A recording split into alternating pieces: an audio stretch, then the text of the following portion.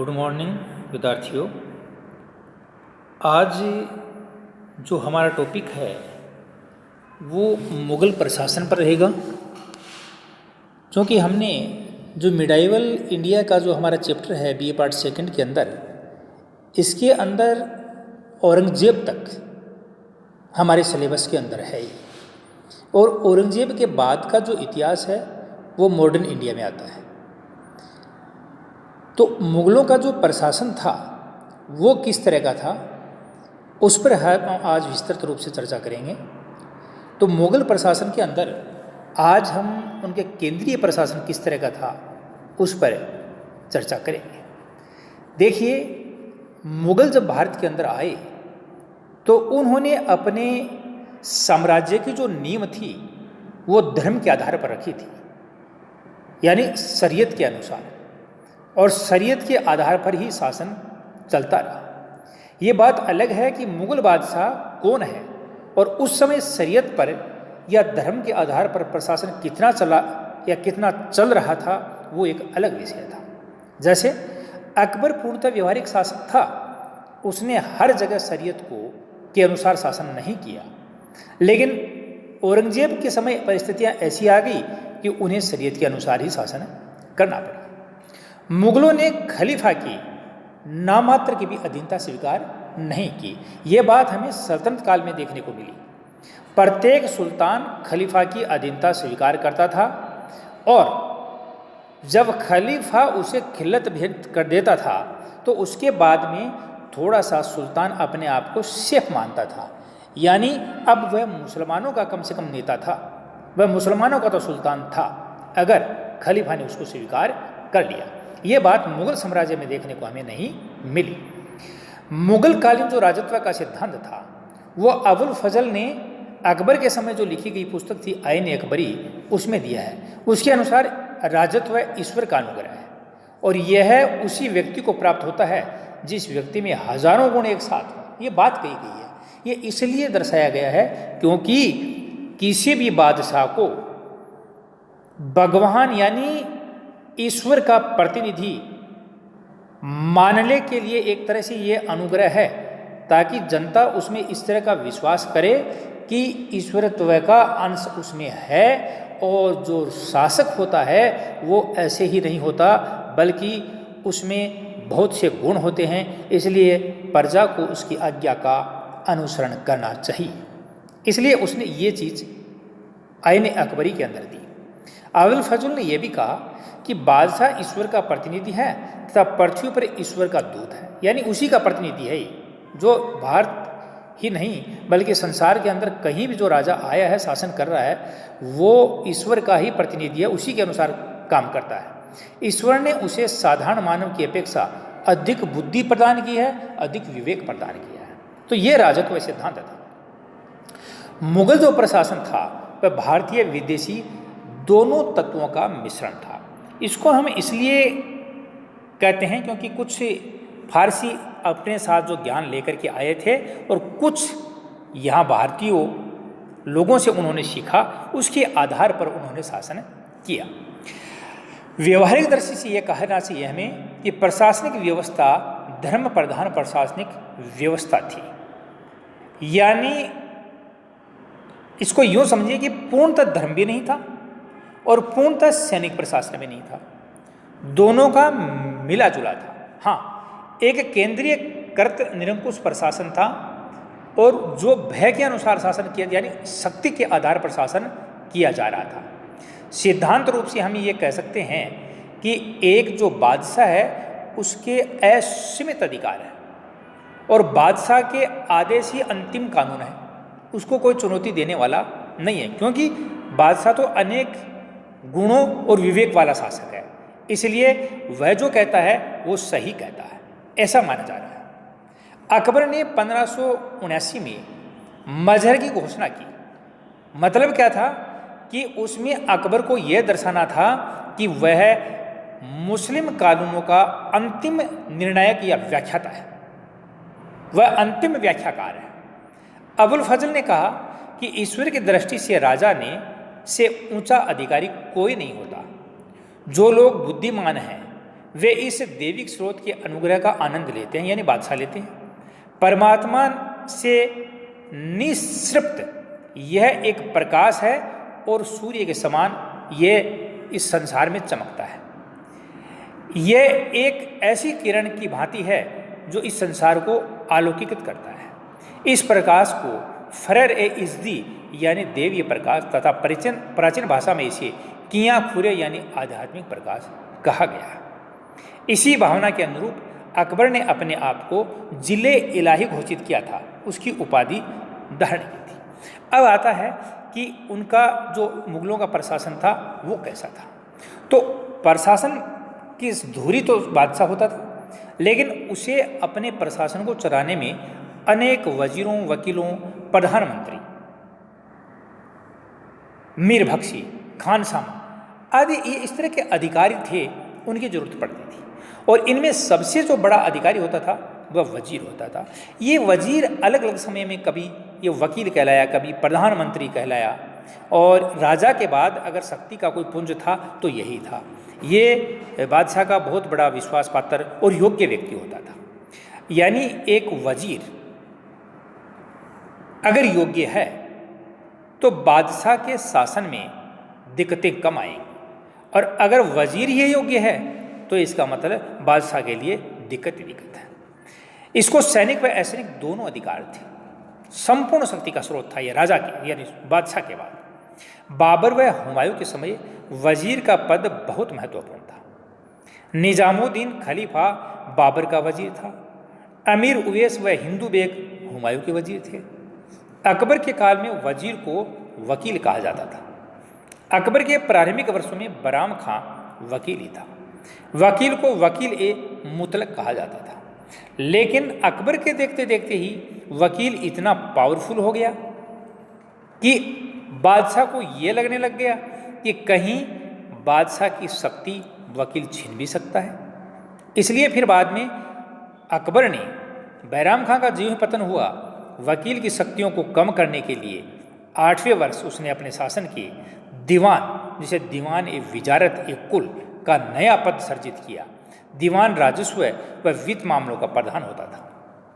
अकबर ने मुजफ्फर खान को प्रथम दीवान नियुक्त किया था, यानी वकील की शक्तियों को क्या कर दिया, विकेंद्रित कर दिया। अकबर ने कुछ वर्षों तक वकील के पद को खाली भी रखा तथा स्वयं प्रधानमंत्री का कार्य करता था। अकबर ने वकील के एकाधिकार को समाप्त कर उसके अधिकारों को दीवान, मीर बख्शी, मीर सामा, सदर उस सुदूर में बांट दिया। एक कई अधिकारी बना दिए ताकि एक आदमी के पास इतनी ज़्यादा शक्ति न हो। इसलिए बाद में जो वकील है वो केवल एक सम्मान का पद रह गया, उनके पास कोई ज़्यादा अधिकार नहीं थे। और शाहजहां के काल तक वह इसी तरह से चलता रहा। शाहजहां के काल में वकील का पद समाप्ति हो गया और दीवान को वजीर आजम कहा जाने लगा, यानी अब वजीर कहा जाने लगा। महम अनगा मुगल काल की पहली व अंतिम महिला थी जिसे संयुक्त प्रधानमंत्री पद पर नियुक्त किया गया था, यानी इनके साथ प्रधानमंत्री दूसरा भी था। महम अनगा का की अकबर के समय खूब चलती थी। अब दूसरा पद आ गया दीवान कुल, वही जो अकबर के द्वारा स्थापित था। दीवान का पद अकबर ने सर्जित किया था क्योंकि उसको वकील की शक्तियों को कम करना था, इसलिए ये पद उसने 1564 में स्थापित किया। दीवान राजस्व वित्त विभाग देता, यानी राजस्व का अच्छा जानकार व्यक्ति ही दीवान बनता था। सूबे के दीवान भी बादशाह द्वारा शाही दीवान के परामर्श के बाद ही नियुक्त किए जाते थे। यानी अकबर का राज्य कितने प्रांतों में विभक्त है, वहाँ पर भी एक तरह का दीवान नियुक्त किया जाता था। वह बड़े दीवान के परामर्श से ही करता था। सभी नियुक्तियाँ, हस्तांतरण, पदोन्नति के आदेश दीवान के कार्यालय से जारी होते थे। शाही दीवान की मदद के लिए भी 5-6 आदमी और होते थे, जिसमें दीवान खालसा भूमि की देखभाल करता था। दीवान जागीर व इनाम की भूमि वो होती है जिसको सिरगल भी कहते हैं। ये जो किसी उपकार के लिए दी जाती है, करमुक्त भूमि होती है। दीवान तन ये कर्मचारियों को वेतन के रूप में दी जाती थी। ये दे दी जाती थी जमीन, उसको वेतन नहीं दिया जाता था। दीवान ब्यूतात ये राजा के द्वारा जो कारखाने राज्य के लिए लागू किए गए थे, चलाए थे, उनकी देखरेख करने वाला था। दीवान वाकियात ये रोजाना की आमदनी व खर्च का हिसाब रखता था। साहिब तोजी ये सैन्य खर्चों की देखरेख करता था। मुशरिफ एक खजाना ये मुख्य खजांची होता था। मुस्तफी ये मुगल साम्राज्य का ऑडिटर होता था। धीरे धीरे शाही दीवान ने वकील के अधिकारों का अधिकरण कर दिया और शाहजहाँ के काल में दीवान को वजीर आजम कहा जाने लगा। अब ये जो छोटे अधिकारी हैं ये आपके बीए पार्ट सेकंड के स्टूडेंट्स के लिए इतने ज़्यादा इंपॉर्टेंट नहीं है। जब ये उच्च कक्षाओं में जाओगे और इनका विस्तार से अध्ययन करना पड़ेगा आपको, तब जा करके ध्यान करना पड़ेगा। यहाँ इतना बहुत है कि दीवान कौन था और दीवान के बाद में इस पद का क्या नाम हो गया, यानी वजीर आजम हो गया। दीवान सम्राट की अनुपस्थिति में बादशाह की ओर से कार्य करता था जब राजधानी के बाहर जाता था। इस प्रकार वह बादशाह व शेष अधिकारियों के बीच कड़ी का कार्य करता था। अब ये अकबर, जहांगीर, औरंगजेब, बहादुर शाह प्रथम आदि के समय जो विभिन्न समय पर जो दीवान रहे वो हैं। अब अकबर के समय राजा टोडरमल जो हिंदू था वो भी दीवान रहा था। असद खां, ये कंपटीशन में पूछा जाता है, सबसे लंबे समय तक यानी 31 वर्ष तक ये औरंगजेब के काल में रहा था, मुगल दीवान था। औरंगजेब की मृत्यु के बाद असद खां जहांदार शाह के समय तक 13 तक वकील ए मुतलिक पद पर भी रहा। अब दूसरा पद आता है मीर बख्शी। ये सेना का अधिकारी होता था, सैन्य विभाग का प्रमुख होता था, लेकिन वह सेनापति नहीं होता था, बल्कि वह यानी मुख्य सेनापति तो खुद बादशाह होता था। और सेना जब भेजी जाती युद्ध के लिए तब सेनापति अलग से नियुक्त किए जाते थे। मीर बख्शी का प्रमुख कार्य तो है सैनिकों की भर्ती करना, उनका हौलिया रखना, उनकी देख रेख के लिए जो भी सामान चाहिए सेना के लिए, उनकी ज़रूरतें क्या हैं वो पूरा करना, ये काम सारा इसका था। मीर बख्शी युद्ध के दौरान सेना को वेतन बांटता था, जबकि साधारण समय में वह कार्य दीवान तनख्वाह करता था। मीर बख्शी मनसबदारी व्यवस्था का संचालन भी देखता था। सेना को वेतन मीर बख्शी द्वारा सरकत नामक पत्र पर हस्ताक्षर के बाद ही मिलता था। ये एक लेटर होता बाकायदा, उस पर जब ये हस्ताक्षर करता उसके बाद साइन उसको वेतन मिलता था। औरंगजेब के अंतिम समय में 4 मीर बख्शी थे। वाक्यान्विस मीर बख्शी को सूचना देते थे, ये गुप्तचर होते थे। तो यह है राजा के महल की, शाही महल की इनकी रक्षा का भार भी इन पर ही होता था। अब आता है मीर ए सामा। ये घरेलू मामलों का प्रधान होता था। तब बादशाह व महल की दैनिक आवश्यकताओं की पूर्ति का कार्य यही करता था। यह राजा का बहुत विश्वास पात्र व्यक्ति होता था। हरम के अंदर, शाही महल के अंदर इनकी अनुमति के बिना कोई प्रवेश नहीं कर सकता था। अब आता है सदर उस सुदूर। यह धार्मिक मामलों का प्रमुख होता था तथा बादशाह को सलाह देता। इसके प्रमुख कार्य दान पुण्य की व्यवस्था करना, विद्वानों को कर मुक्त भूमि देना। थोड़ी देर पहले हम बात करी थी इनाम, स्यूरगल, मदद इमास, ये सारी चीज़ों का मालिक यही होता था। वजीफ़ा, ये वजीफ़ा का मतलब होता है स्कॉलरशिप। धार्मिक शिक्षा की व्यवस्था करना और इस्लामिक कानूनों की पालन की सुनिश्चित व्यवस्था करना, ये इसका काम था। पहले सदर उस सुदूर व मुख्य काजी का पद एक ही व्यक्ति के पास था, लेकिन जब इसके पास काम ज़्यादा था, अधिकता थी, तो ये धार्मिक कार्य सदर उस सुदूर को दे दिए गए और काजी के पास केवल न्याय के काम में रहते थे। ठीक है ना। अकबर ने अपने सदर उस सुदूर अब्दुल नबी को भ्रष्टाचार के कारण पद से हटाया था। बाद में सदर का पद अपना महत्व खोता चला गया। हाँ, इसका कभी स्थानांतरण नहीं होता था, इसको हटा ही दिया जाता था या फिर बाद में ये अपने पद पर कार्य करता था। अकबर ने दरिद्रों, अनाथों व मुफ्त में भोजन देने के लिए भी अबुल फजल की देखरेख में धर्मपुरा एक जगह थी, जोगीपुरा एक जगह थी जोगियों के रहने के लिए, धर्मपुरा हिंदुओं के लिए, खैरपुरा मुसलमानों के लिए आदि 3 दरिद्रालय भी खुलवाए थे। ये भी सदर उस सुदूर के ही अधीन थे। अब एक महत्वपूर्ण पद आता है काजी उल कुजात। ये मुख्य काजी होता था। वैसे आपको मैं बता दूं कि अंतिम जो न्यायाधीश होता था वो बादशाह होता था, जो हिंदू व मुस्लिम दोनों ही न्याय के व्याख्याकारों से सलाह लेकर के कार्य करता था। लेकिन अंतिम व्याख्याकार है वो तो बादशाह खुद ही होता था। लेकिन फिर भी न्याय का जानकार मुख्य काजी होता था। उसकी सहायता के लिए मुफ्ती होते थे जो कानून की व्यवस्था करते थे। मुफ्ती की व्याख्या के आधार पर ही मुख्य काजी निर्णय देता था।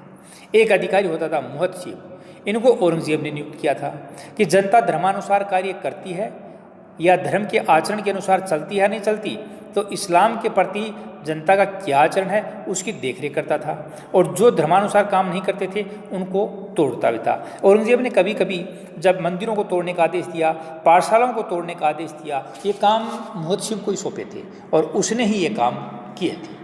अब मुगल काल के अंदर कुछ पदाधिकारी हैं, जैसे मीर आतिश, ये शाही तोपखाने का प्रधान था, दरोगा ए डाक चौकी, ये गुप्तचर व डाक विभाग दोनों का था, मीर ए बहर, ये जल सेना का था, मीर ए बरर, ये वन विभाग का था, मीर ए अरज, ये बादशाह के पास भेजे आने जाने वाले पत्रों का प्रभारी होता था, मीर ए तोजक, ये धार्मिक उत्सवों का होता था, खुफिया निमिष, ये गुप्त रूप से महत्वपूर्ण खत जो होते थे या खबरें होती थी उनकी जानकार होता था, हरकारा, ये जासूस या संदेशवाहक या डाकिए होते थे।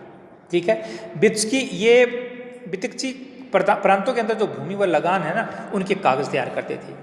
मुत्सरिफ, ये लेखाधिकारी होता था, और मुस्तफी, ये लेखा परीक्षक होता था।